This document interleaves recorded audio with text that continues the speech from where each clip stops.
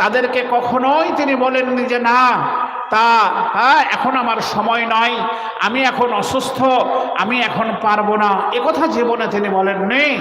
তিনার কাছে মহিলারা এক সময় এসে দরখাস্ত করলেন। আমার মায়েরা রয়েছেন পর্যাপ্ত হারে, শুনুন ভালো করে, যে মহিলার দল এসে বিশ্ব নবীকে দরখাস্তে বলছেন, ইয়া রাসূলুল্লাহ, পুরুষরা আপনার সংস্পর্শে থাকছে, আপনার কাছ থেকে তারা আল্লাহর কথাগুলো শুনতে পাচ্ছে, শরীয়তের কথা শুনছে, দ্বীনের কথা শুনছে, কিন্তু আমরা মহিলারা তা থেকে মাহরুম হয়ে যাচ্ছি, বঞ্চিত হয়ে যাচ্ছি, তো একটু আমাদেরকে শোনানোর সুব্যবস্থা আপনি করুন। বলে ঠিক আছে, তাহলে তোমরা একটা নির্দিষ্ট দিনক্ষণে নির্দিষ্ট জায়গায় তোমরা একত্রিত হয়ে যাও, জমায়েত হয়ে যাও, উপস্থিত হয়ে যাও, আমি তোমাদের কাছে আসব, আসার পরে দিনের তোমাদেরকে শিক্ষাদান করব। এগুলো মায়েদের কথা, মায়েরা এসে নবীর কাছে জানার জন্য এই আপিল করেছিলেন, দরখাস্ত করেছিলেন। আল্লাহু আকবার।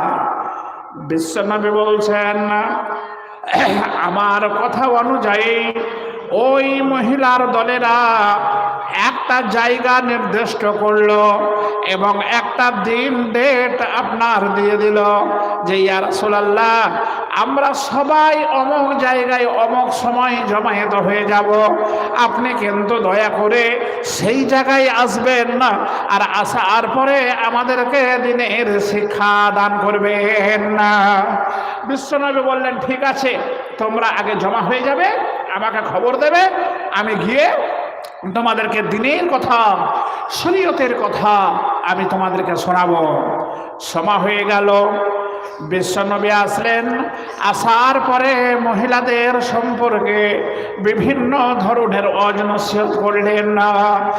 মেয়েদের যে আপনার মর্যাদা, সেই মর্যাদার কথা বিশ্বনবী বললেন না, যে পৃথিবীর বুকে মহিলাদের মধ্যে এমন মহিলা যারা ছিল আল্লাহর কাছে তারা কত প্রিয়, তাদের কেবলমাত্র কর্মের জন্য, আখলাকের জন্য, ব্যবহারের জন্য এবং সঠিকভাবে আল্লাহর ইবাদত করার জন্য তারা আল্লাহর কাছে হয়েছে সব চাইতে প্রিয়। তন্মধ্যে একজনের নাম আমি আপনাদের সামনে বলি, প্রাণে মুসলমান ও মায়েরা আমার, ও খালারা আমার, ও বোনেরা, বেটিরা আমার, যারা শুনছেন না, তারাও যদি আজকে নিজের সতীত্বকে আপনি ঠিকভাবে রাখতে পারেন, আপনি যদি পর্দার সহিত থাকতে পারেন, আপনি যদি দিন মেনে চলতে পারেন না, তাহলে আল্লাহর কাছে আপনিও নিশ্চয়ই মর্যাদার অধিকারী হয়ে যাবেন। আপনারা নাম হযরতে মারিয়াম আলাইহিস সালাম। তো এই মারিয়াম, সে যখন পেটেই ছিল তখনই তার মা বাবা তাকে নজর মেনেছিলেন যে যে সন্তানই হোক না কেন, আমার এই পেটের সন্তানটাকে আমি আল্লাহর ওয়াস্তে মসজিদের খাদেম হিসাবে আমি সমর্পণ করব, আমি আমার কাজ নেব না। আল্লাহু আকবার। তাদের নিয়ত কত ভালো ছিল। তো প্রসবকালে দেখা গেল যে মহিলা একজন কন্যা সন্তান, তার মায়ের নাম ছিল হান্না আর বাপের নাম ছিল ইমরান। তো তারা যখন সে ঠিক আপনার হাঁটতে শিখেছে, তখন তাকে আপনার দেওয়া হলো কোথায়? মসজিদের মধ্যে আপনার খিদমত করার জন্য। ঝাড়ু দেবে, ঝাঁটা দেবে, সেখানে থাকবে। তো এই মসজিদে খিদমত করার জন্য দেওয়া হলো। সেই সময়ের নবী হলেন হযরতে জাকারিয়া আলাইহিস সালাম।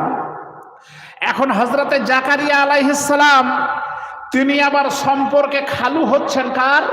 মারিয়াম আলাইহিস সালামের। তা হযরতে জাকারিয়া আলাইহিস সালাম দেখলেন যে এই মারিয়ামকে একটা কক্ষে থাকতে যাওয়া যাক।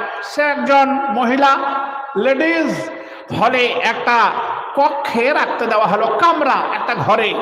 এটাকে আরবিতে কোরআনে মেহরাব বলা হয়েছে। হ্যাঁ, তো ওই